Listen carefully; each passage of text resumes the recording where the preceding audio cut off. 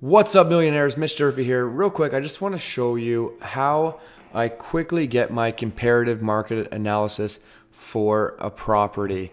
I get asked this from time to time. People ask me to check the after repair value for a property whenever I'm buying an investment property. So I want to share with you how I just really quickly look up a property. So the first thing I do is I type the address in to see if it's on the market currently. If it's not on the market, what I want to do is I want to make sure I'm looking at the same house.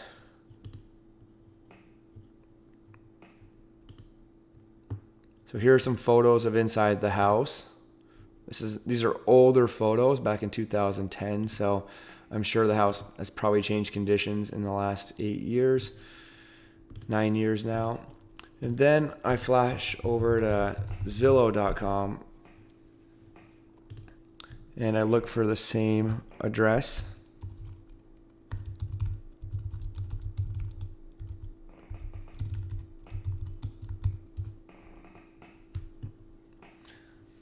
And I don't really pay attention to the Zestimate because the Zestimate can be way off. But what I do again is I make sure where it is on the street view. And I actually click right here and I duplicate this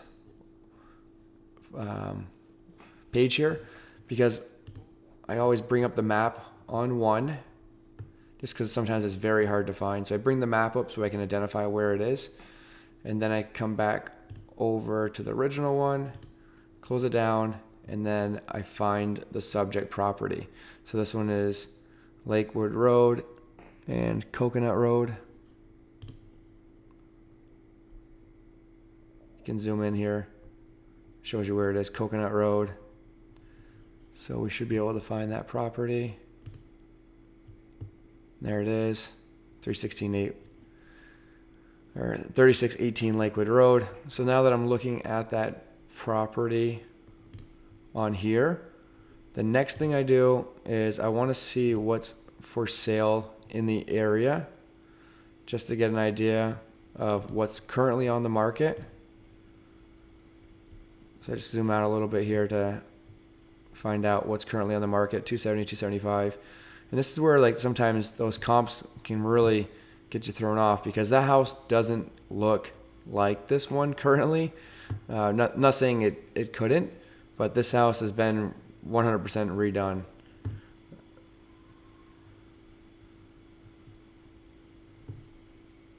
And then over here we have another one, 270 in the neighborhood.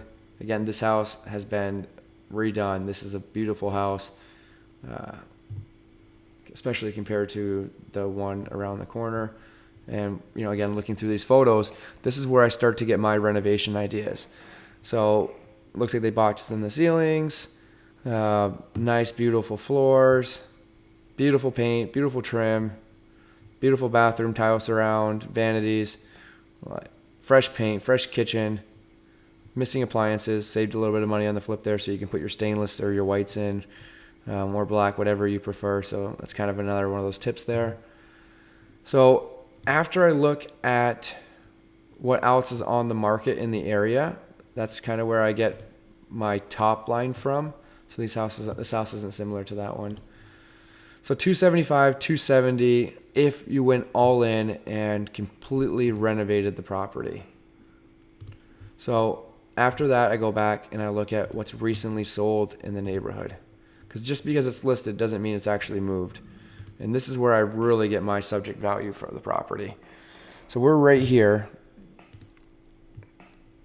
And this one recently sold a couple years ago. And sometimes you can get a couple pictures of that property. So this one's kind of a gentle lift. They didn't really do a ton of work on it. 2 separate houses on one lot, good income property. And then 54,000. This one again, 2016. This is the house next door. So again, a few years ago. So this is the subject property. And this is the house next door. So I look at those couple things there. to kind of get an idea of what this house sold for to compare it to the one next door. Now it looks like it's a similar build, maybe with an addition on the front here. So you got a little more square footage on this property. But again, 54,000. I mean, that's kind of the low side there on the 3 years. Let's go down the street a little bit here. 147.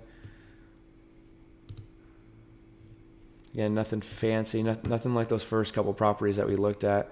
Looks like they could do some renovations there too. So I just kind of picked through the neighborhood and kind of see what it would take for me to get to that. This one sold in 2017 at 156. And the exterior of this house looks pretty good. I don't know what the interior of the house is.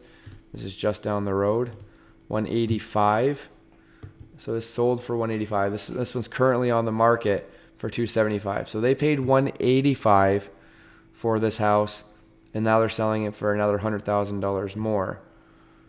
So 1984. So this house right here could be a very good comp if you're able to take that other property and bring it up to this value.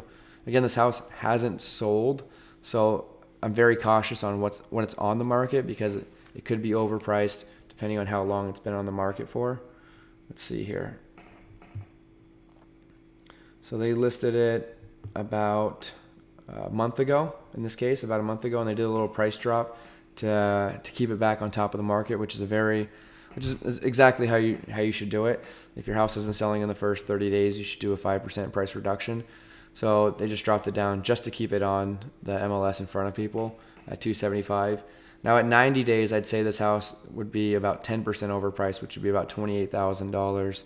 So we have a little bit of time to see where the market goes on this house. So I would guess that it may sell, again, depending on what they have into it, but maybe 260 is where I would go the top of the market on these houses. Again, making sure that you have to make the house look like this in order for you to get to that 260. So that's how I pull my comps, is on those recently solds. When you look at the recently solds and you compare them to the top side of things here, like the 700K house, this one's gonna recently sold for 700K. I don't know how that sold for 700K. I'm guessing that's probably something else going on with that one. So that's how I find my top of the market, and also what they're actually selling for. I don't want to pay more for a house in the neighborhood when they're selling for 185, 230, 156, 148. Even though they're on the market for that 260, 270, in this neighborhood, getting above that 185, here's a good one, 185, and this sold just last year, a few months ago. So that's a good little comp because it sold recently. So after repair value, if you put everything into it, you could probably get to that 250 range. If you made it look like those other two properties that were recent, I would be conservative on it, and I'd probably try to stay around the 230 because it's going to make it move a lot faster, as long as you can make it look nice, right? So 265 or 269.9, 275. If you can make the house look like this after you repair it, then you're good. But if you're looking for a quick little lift, and you're not going to do a new roof, you're not going to do a new exterior, you're not going to do new landscaping, you're not going to put that $50,000, $60,000 into it to get it to look like these two homes, then you're going to be around that 220 tops. So that's kind of how I quickly analyze the area. I look at my for sales in the neighborhood, then I look at my recently solds. All right, and that's it for this video. I hope that helps you guys all. Appreciate it.